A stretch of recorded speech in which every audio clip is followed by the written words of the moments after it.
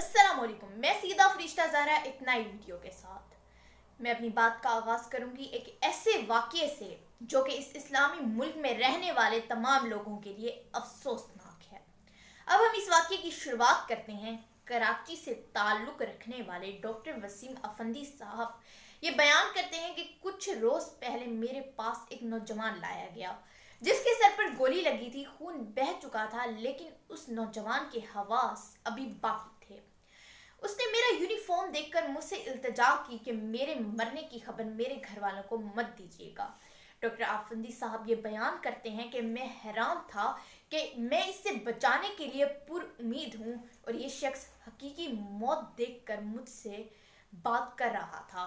Doctor Afandi कहते हैं कि मैंने उसे तसल्ली दी और ऑपरेशन थिएटर पहुंचे, जहां उसे बेहोश करने के लिए इंजेक्शन लगाया गया और साथ ही वो मुझे अपनी रुदात भी सुना रहा था। कहानी सुनाते सुनाते वो शख्स बेहोश हो गया और बेहोशी के दौरान उसका इंतकाल हो गया। डॉक्टर आफंदी साहब कहते हैं कि उस शख्स की मौत ने मुझे झंझोड़ कर रख दिया और शायद ये वीडियो देखने वाले के ज़मीर को भी झंझोड़ दे। डॉक्टर आफंदी साहब कहते हैं, जब उस शख्स ने मुझे कहा कि मेरे मरने की खबर मेरे घर वालों को मत दीजिएगा, बल्कि मेरी लाश को चीपा और ईदी सेंटर के हवाले कर दीजिएगा, तो मैंने उससे उसकी वजह पूछी तो उसने कहा कि मेरी 3 बहनें हैं और एक बेवा माँ जो 2 दिन से भूखी हैं। मैं आज 2 दिन की मजदूरी के बाद घर वापस जा रहा था कि रास्ते में मुझे डाकुओं ने लूटने की कोशिश की। मेरी वो कुल दौलत, वो दिहाड़ी और लग जाने वाली मजदूरी। वो शख्स कहता है, अगर मेरी बात होती तो मैं वो 1300 रुपये उन डाकुओं को दे देता, लेकिन मैं जानता था कि मेरी 3 बहनें जो रोटी के इंतज़ार में मेरी राह तक रही हैं। फिर उस शख्स ने कहा कि ये तो खौफे खुदा से आ रही हैं, ये तो किसी और को भी लूट लेंगे। तो उस नौजवान ने मज़ाहमत शुरू की तो उन जालिमों ने फ़कत 1300 रुपये और एक छोटे से मोबाइल की खातिर उसे गोली मार दी। अब उस शख्स ने कहा कि आप मेरी लाश इसलिए उनके हवाले कर देना क्योंकि उनके पास रोटी खाने के पैसे नहीं हैं। वो मेरे लिए कफन दफन का इंतज़ाम कैसे करेंगे और मेरे कब्र का इंतज़ाम कैसे करेंगे। तो डॉक्टर अफंदी साहब उसकी ये वाक़या सुन ही रहे थे कि उसने जो उसके पास 1300 रुपये पुराना सा मोबाइल था, उसने वो डॉक्टर आफंदी को निकाल कर दिया और अपने घर का एड्रेस दिया और कहा कि इस छोटे से मोबाइल को बेचकर मेरी छोटी बहन को जूते ले देना, कब से जिद कर रही थी।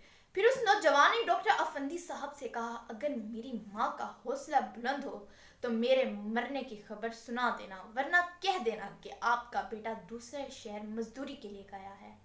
डॉक्टर आफंदी साहब ये बयान करते हैं कि तभी से मैं सोच रहा हूँ कि हम लोगों पर अब तक पत्थरों की बारिश क्यों नहीं हुई, सैलाब हमें क्यों बहा नहीं ले गया, हम कहरे इलाही से अब तक महफूज क्यों हैं।